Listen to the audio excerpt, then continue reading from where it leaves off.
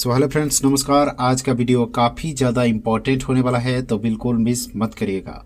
सबसे पहले दोस्तों इराडा शेयर का बात करें, जो नियर टाइम में दोस्तों 175 लगभग हाई लगाया था और वहाँ से दोस्तों अभी तक ट्रेड कर रहा है, जो 161 लेवल में जो ट्रेड करते हुए दिखाई दे रहा है।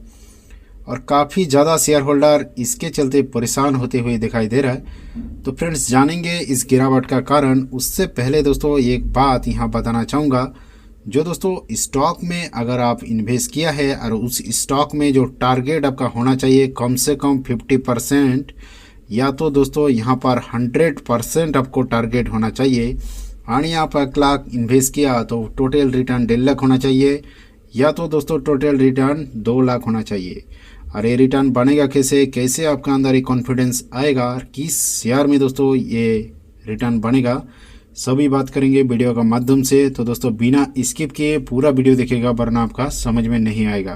तो फ्रेंड्स इतना बड़ा रिटर्न बनाने के लिए आपको कंपनी का फंडामेंटल डिटेल जानना पड़ेगा, चल क्या रहा है, तभी दोस्तों आपका मन में कॉन्फिडेंस आएगा और वही कॉन्फिडेंस दोस्तों आपको पैसा बना के देगा। वरना दोस्तों आप 175 में खरीदोगे और 160 में बिक्री करोगे, वही लॉस बुक करते रहोगे। तो सबसे पहले हम लोग जो जानेंगे, कंपनी जो फंड रेस किया है नियर टाइम में, हम लोग देखा हूँ काफ़ी ज़्यादा मात्रा में फंड रेस करते हुए देखा हूँ। कभी वरिंग का माध्यम से, कभी दोस्तों QIP का माध्यम से, कभी बॉन्ड का माध्यम से, कभी दोस्तों परपेचुअल बॉन्ड का माध्यम से हम लोग फंड रेस करते हुए देखा हूँ। फ्रेंड्स बार बार कंपनी जो फंड रेस कर रहा है, ये भी जानना आपके लिए बहुत ज़रूरी है। कंपनी किस लिए फंड रेस कर रहा है, उससे भी ज़्यादा ज़रूरी है दोस्तों कंपनी का फ्यूचर में क्या गोल है। यहाँ दोस्तों पता चलता है कंपनी फ्यूचर ओरिएंटेड बिजनेस है कि नहीं। तो कंपनी का जो गोल है वो भी जानना उतना ही ज़रूरी है। और उससे भी पहले दोस्तों आपको जानना पड़ेगा कंपनी का बिजनेस क्या है। तो ये तीनों का आधार पर हम लोग आज बात करेंगे, और यहाँ से दोस्तों आपका कॉन्फिडेंस आ जाएगा, जिस कॉन्फिडेंस दोस्तों आपको बना सकता है ज़्यादा से ज़्यादा रिटर्न। सो फ्रेंड्स ये सब जानने से पहले चैनल को एक बार जरूर सब्सक्राइब कर लीजिए, साथ में दोस्तों आपका प्यारा सा कमेंट, एक लाइक तो बनता है। कंपनी का बिजनेस यहाँ बिगिनर के लिए मैं एक बार फिर से बता देना चाहूँगा। कंपनी का जो प्रॉपरली बिजनेस है वो रिन्यूएबल एनर्जी सेक्टर को फाइनेंस करता है, या तो लोन बढ़ता है और वहाँ से जो इंटरेस्ट आता है वही कंपनी का मेन प्रॉफिट है। फॉर एग्जाम्पल के थ्रू आपको बता दूँ, जैसे दोस्तों आप बैंक का थ्रू लोन लेते हो और दोस्तों आप इंटरेस्ट पे करते हो बैंक को, और आपका इंटरेस्ट से जैसे दोस्तों बैंक का प्रॉफिट होता है, वही दोस्तों रिन्यूएबल एनर्जी सेक्टर में जितना लोन बढ़ता है ये और जितना इंटरेस्ट आता है वही कंपनी का मेन अर्न है। इतना तक क्लियर। अब दोस्तों बात करेंगे कंपनी बार बार फंड रेस क्यों कर रहा है। अरे दोस्तों बॉन्ड जो रेस है, ये बॉन्ड का माध्यम से फंड रेस है। ये बॉन्ड होता क्या है, तो खास करके बिगिनर के लिए दोस्तों बॉन्ड रेस एक जरिया होता है। जब कंपनी को अधिक मात्रा में पैसा का ज़रूरत होता है तो पब्लिक का थ्रू या तो बड़ा बड़ा इंस्टीट्यूट का थ्रू दोस्तों यहाँ पर कंपनी लोन लेता है एक्चुअली, मान लीजिए। और वहाँ पर दोस्तों कंपनी पब्लिक को या बड़े बड़े इंस्टीट्यूट को इंटरेस्ट पे करता है, और वही दोस्तों कूपन रेट कहा जाता है।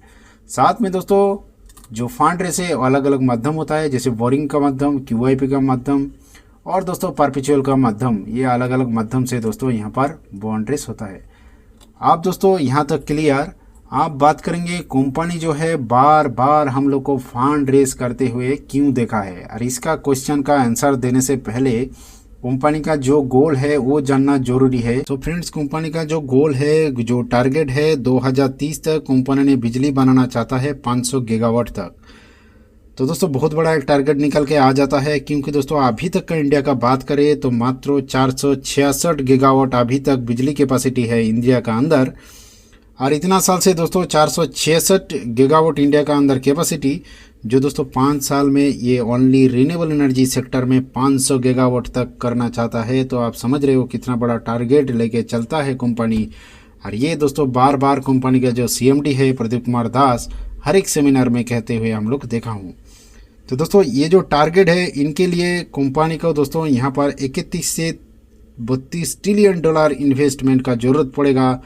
और दोस्तों इसी के लिए कंपनी को बार बार हम लोग फंड रेस करते हुए देखा हूँ, क्योंकि दोस्तों अधिक मात्रा में कंपनी का जो फंड है बहुत ज़्यादा स्ट्रॉन्ग कर चाहता है। इसलिए क्योंकि दोस्तों यहाँ से ज़्यादा रिन्यूएबल एनर्जी सेक्टर में दोस्तों ये लोन बांट सके, फाइनेंस कर सके, और वहाँ से दोस्तों अधिक मात्रा में कंपनी का जो प्रॉफिट आएगा वही कंपनी का बहुत बड़ा एक प्रॉफिट दिखाई देगा। फ्रेंड्स एक बार Q4 में अगर दमदार परफॉर्मेंस नहीं दिखाया तो Q1 में दोस्तों एक बार बम फटने वाला है।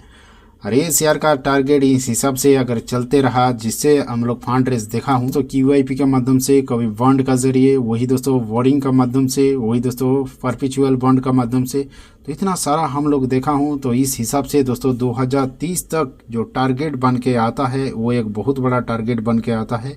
आप लोग एक बार कमेंट सेक्शन में बताइए दोस्तों, आज जो टारगेट निकल के आता है ब्रोकरेज का हिसाब से मैं कहाँ हूँ, ये टारगेट निकल के आता है 2030 तक। तो इससे आप स्क्रीनशॉट करके एक बार रख लीजिए। सो फ्रेंड्स आज के वीडियो इतना ही। वीडियो अच्छा लगा तो लाइक कमेंट शेयर जरूर कीजिएगा। नमस्कार, जय हिंद, जय भारत।